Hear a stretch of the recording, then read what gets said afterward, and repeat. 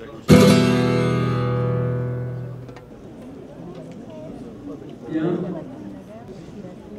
Bienvenue à tous, bienvenue à tous les compétiteurs, à leurs accompagnateurs, aux parents, aux entraîneurs. Au nom de la Fédération française des échecs, je voudrais dire à quel point on est ravis que ce championnat soit organisé une nouvelle fois à Pau, une belle ville pour les échecs qui a déjà organisé de nombreuses manifestations et de nombreux championnats de France, adultes comme jeunes. Ça doit être la 5e fois sur une quinzaine d'années qu'un de ces deux championnats a lieu à Pau. Donc c'est une belle histoire d'amour entre cette ville et le jeu d'échecs. On ne va pas faire de long discours parce que vous venez tous de loin, vous avez tous hâte de commencer la compétition. Vous allez battre tous les records cette année puisqu'on va probablement atteindre la jauge de 1300 joueurs ou presque quand les petits qui vous rejoindront, les moins de 8 et moins de 10 qui commencent le mercredi, quand ils seront là, on devrait être pas loin de 1300. Donc c'est une grosse organisation, un championnat de France jeune comme celui-là, qui nécessite la collaboration de tous. La Fédération française des échecs, les clubs locaux qui vont vous dire quelques mots et qui sont très impliqués dans l'organisation de la manifestation et aussi d'activités périphériques dans la ville qui vous expliqueront. C'est la ville de Pau qui nous aide évidemment considérablement. Et à ce sujet, je vais immédiatement, pour donner la parole à monsieur le maire adjoint, Jean Lacoste, qui va vous dire quelques mots de bienvenue.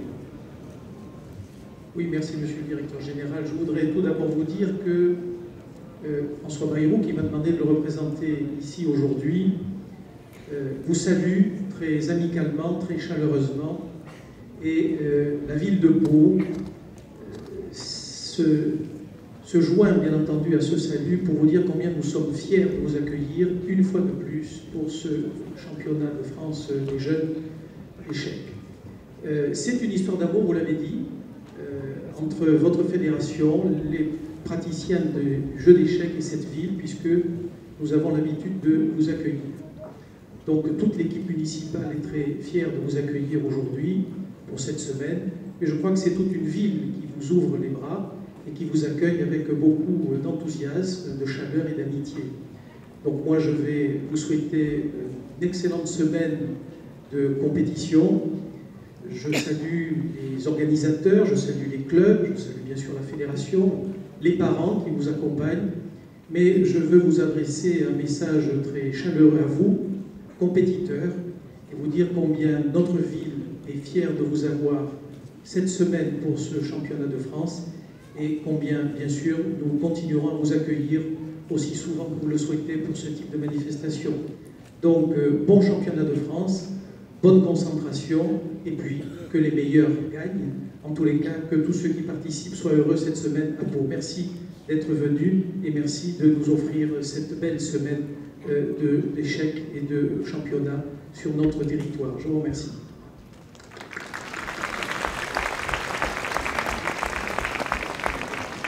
Donc, un petit mot maintenant des représentants des clubs de Pau qui sont impliqués dans l'organisation et qui vont vous donner quelques petites informations sur les choses dont ils ont la maîtrise.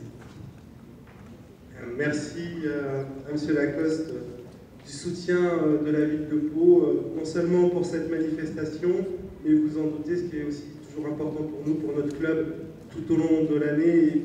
C'est pas quelque chose de récent, ça fait vraiment plusieurs années que Pau est sur la région une des capitales des échecs, et c'est vraiment grâce au soutien de la municipalité et de la communauté d'Aglo.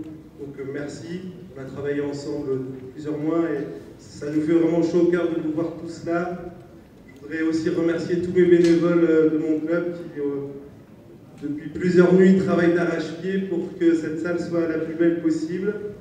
On vous accueillera avec plaisir. On va essayer de vous faire découvrir la région, notre buvette et puis des tas de produits et de faire des animations le plus sympa possible. Un petit mot quand même, on va prendre 30 secondes pour saluer le grand maître international Sébastien Mazet, qui est à ma gauche, là, qui a eu la gentillesse de venir hier sur la place Clémenceau, la place principale de la ville, pour faire des animations de parties simultanées, et qui est encore avec nous aujourd'hui, donc je pense que si vous pouvez lui faire un grand bravo.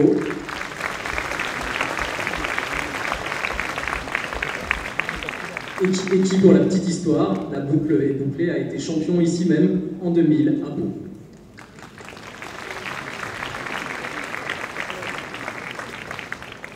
Un petit mot de l'autre club de Pau. Bonjour à tous. Pour Pau Sarai Échecs aussi, c'est un grand honneur de vous recevoir. À titre personnel, j'étais déjà là en 1993. Je connais un peu, beaucoup de gens dans les tribunes. Sachez que vous êtes nos invités et qu'on sera là pour vous rendre le service qu'on peut vous rendre. Voilà, n'hésitez pas à venir nous voir dans les différents stands. On est là pour vous aussi. Un merci également pour mes bénévoles qui sont là-bas au buvette, dans les différents stands, que ce soit pour les photos ou pour le Chess 2.0. On verra tout ça dans la semaine, je ne vais pas être plus long. Merci à vous, car sans vous, il n'y aurait pas de fête des échecs à Pau depuis 5 fois, depuis très longtemps. Je passe la parole à l'arbitre principal. Merci.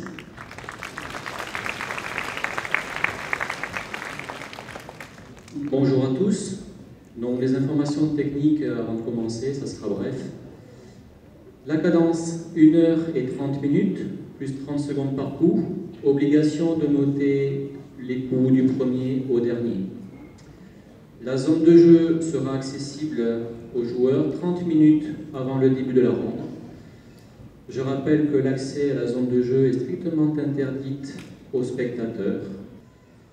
Les appariements, eux, seront affichés dès la fin de chaque catégorie et sera affiché sur le site internet. L'appariement officiel, lui, sera affiché sur le lieu du tournoi, au niveau du village, 1 heure avant le début de la ronde. Le délai de retard, lui, de 30 minutes. Passé ce délai, forfait.